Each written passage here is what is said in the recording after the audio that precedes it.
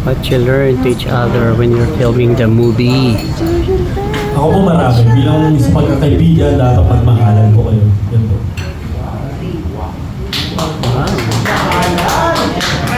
Pag meron kang Joel Lamangan, meron kang Eric, meron kang Arnel, dapat nakikinig ka sa lahat ng mga sinasabi nila para makareact ka ng tama at saka makasagot ka ng tama at hindi ka tatanga-tanga. Ayun ang natutunan mo talaga dito. Ako, ang natutunan ko, ang isang artista,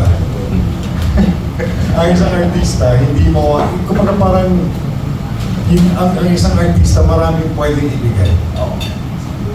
Bukod sa binibigay ng direksyon ng director, about artista, like I said, is rich with the emotions at experiences. At nailalabas yan if tunay ang friendship or tunay ang nagaganap. Kasi nung nagsushooting kami, ang saya lang talaga. Ang saya lang talaga namin. Na parang kami talagang mga barkada na nag-excursion. Kasi marami kami eksena na nasa van. So minsan, pag wala nang train, andun na kami sa van, nagkakatuan kami, nagpapalamig kami. Tapos humihinto kami sa iba't ibang spots.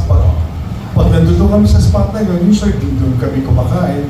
So, ang masasabi ko lang talaga, natutunan ko dito is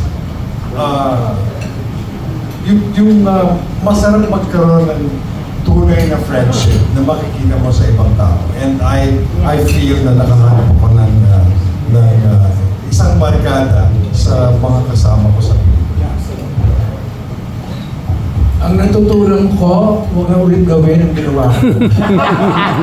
Huwag na umarte at mag-direct at the same time. Mahirap, hindi ko kaya. Yun lang natutunan.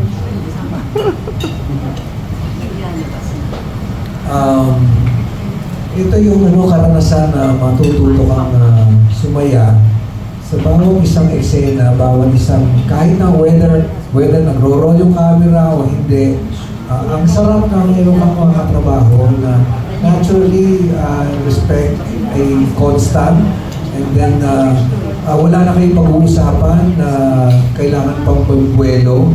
So I'm very very thankful na nakasama ako dito. Nagkaroon ako ng karagdagang kayamanan through friends. At ang sarap lalo makilala silang lahat. Napakasayang karanasan. Lalo ko na ako. Ako po, yung natutunan ko is masanay sa pag-adjust ng sa mga eksena na wala sa script. Obviously, this is about 5 people.